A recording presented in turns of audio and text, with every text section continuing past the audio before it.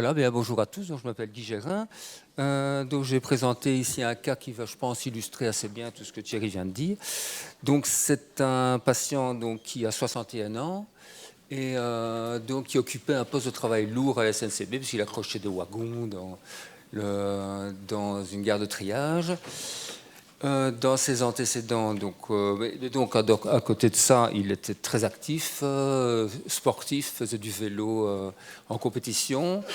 Et donc dans ses antécédents, on va retenir aussi qu'il a eu une arthrite septique du genou qui a duré des mois et qu'il a fallu lui causer une amputation d'ailleurs. Et donc en 2008, on découvre qu'il a un anévrisme de l'aorte thoracique sur bicuspidie aortique.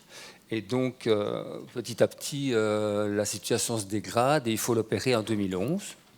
Donc, on remplace sa valve, on traite l'anévrisme et le résultat hémodynamique est bon. Donc, a priori, tout se passe bien. Et donc, dans la foulée, il obtient sa pension anticipée au chemin de fer.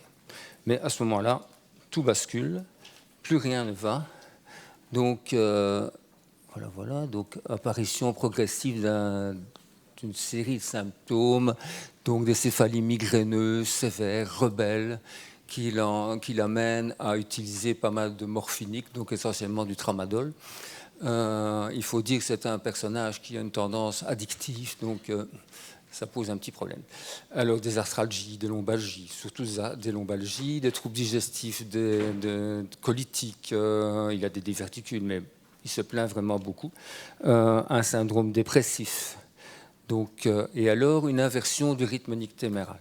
Donc, c'est un syndrome dépressif qui est sous-tendu aussi par des problèmes familiaux.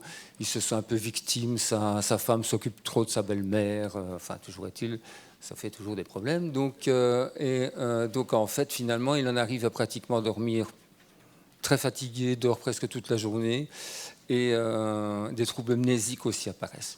Alors, qu'est-ce qu'il prenait à ce moment-là ? Donc, il prenait en fait un traitement du cardiologue, de l'aspirine 100 mg, du propranolol 10 mg, de légère dose de bêta-bloquant, toujours son tramadol, dont j'essayais de le débarrasser à tout prix, et aussi du Lyrica 75. Et alors, depuis des années, du Temesta pour dormir, difficile aussi de l'en débarrasser. Alors... Donc évidemment, j'ai un peu pensé qu'il pouvait y avoir un problème surrénalien, en tout cas, et donc j'ai fait faire une analyse, cette année-ci, donc une analyse le 11/2/19. Je remonte un petit peu.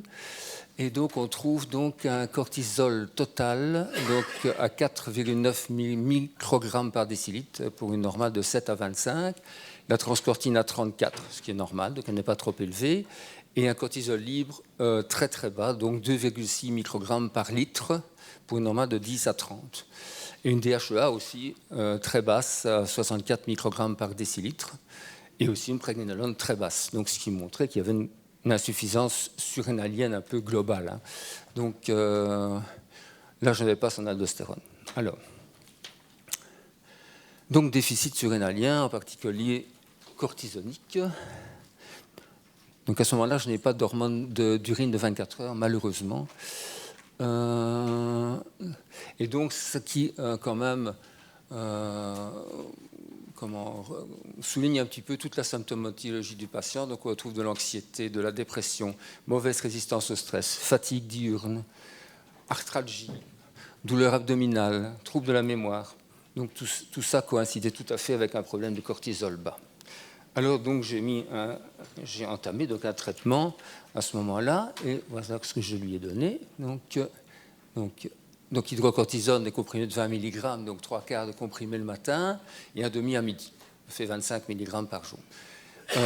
Alors que j'ai mis évidemment de la DHEA pour avoir contré l'effet catabolique de l'hydrocortisone. J'ai mis de la DHEA, 35 mg par jour, qui est la dose moyenne pour un homme, pour son effet anabolique. De la prégnénolone, aussi 100 mg par jour. Je commence toujours 100 mg par jour pendant 4 mois, pour avoir, et puis après on passe à 50 mg. Et alors j'ai commencé aussi un tout petit peu de mélatonine, donc un quart à un demi comprimé, donc prudemment, parce que la mélatonine peut avoir un effet inhibiteur de la synthèse d'hydrocortisone, donc je me suis un peu méfié.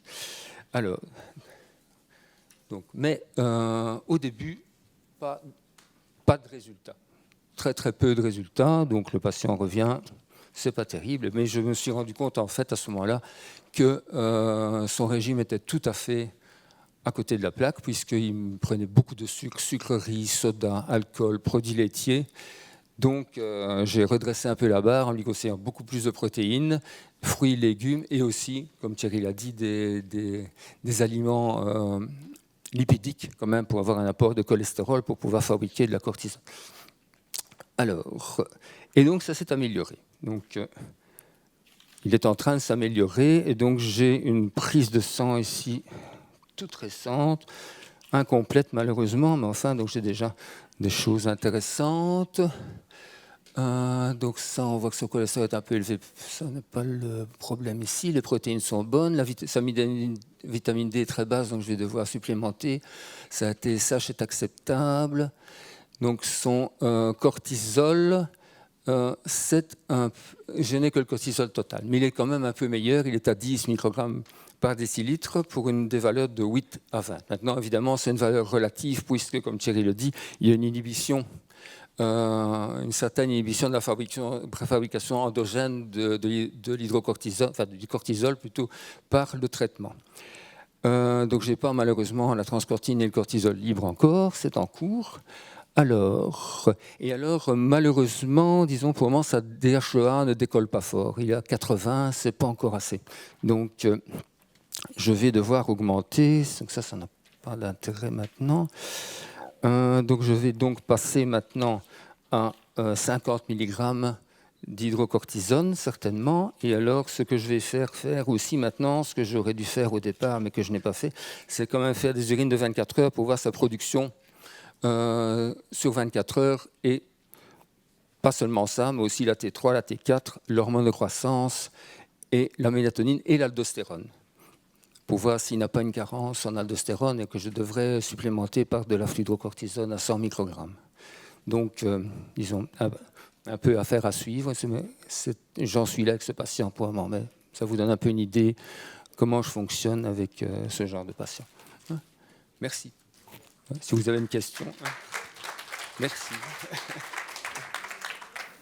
Merci. Je vais enlever l'ordi. Ouais.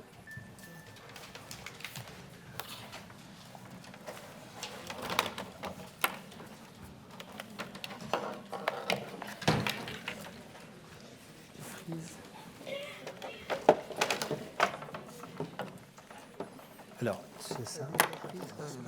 Oui. Ah, ok, d'accord. Ah oui, c'est ça. C'est ça que tu sais mettre. Sinon tu... Oui, c'est vrai. Non, c'est celle-là. Hop là.